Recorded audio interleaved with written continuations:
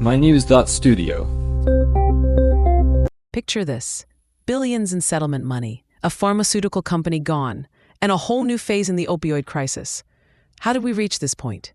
And what comes next? Today's date is June 20th, 2025. Let's set the scene.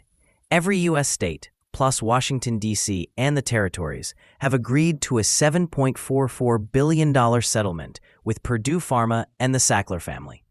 That's a huge figure, but what does it really mean on the ground? It means we're seeing accountability at a scale that's pretty rare. Purdue Pharma, which used to be a huge name in prescription painkillers, is being dismantled. The settlement wraps up thousands of lawsuits that said Purdue's marketing led to widespread addiction and overdose deaths. So the next question is, what actually happens to that $7.44 billion? The money isn't just going into state budgets. It's specifically set aside for addiction treatment, prevention, and recovery programs. But there's an important question. How will it be divided up? It all comes down to data. The formulas they use look at things like overdose death rates, how many people have opioid use disorder, and what each state has already spent. So, if a state has higher overdose rates or more people needing treatment, they'll get a bigger portion. Does that mean local communities have a say? Like, can states or even cities choose how to use their share? Yes, local input is actually a key part of this. A lot of states have set up opioid restitution funds just for this purpose.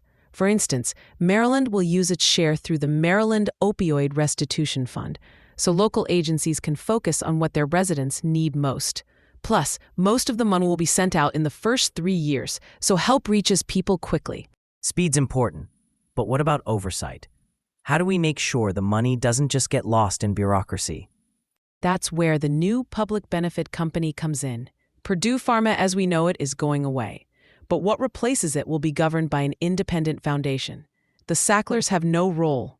The board will be chosen by states and other stakeholders, and a court-appointed monitor will be there to make sure the company sticks to its mission, tackling the opioid crisis.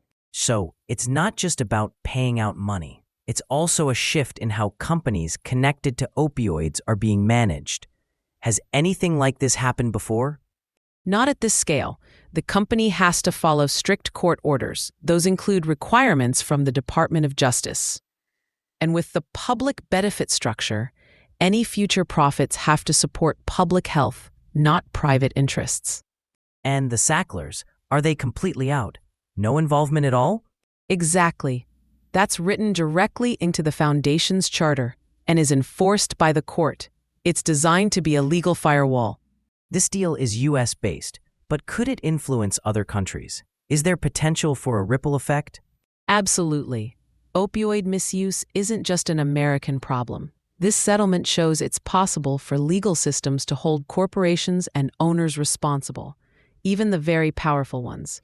It also shows how rapid, targeted payouts and independent oversight can make a difference. But what about transparency? Will the public be able to see where the money goes?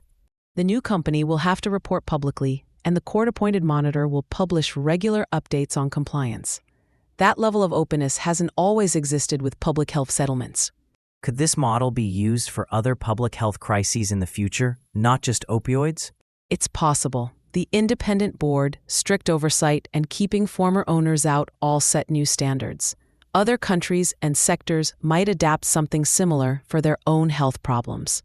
To sum up, $7.44 billion, independent oversight, quick funding for treatment and prevention, no Sackler involvement, and a model that could have global reach.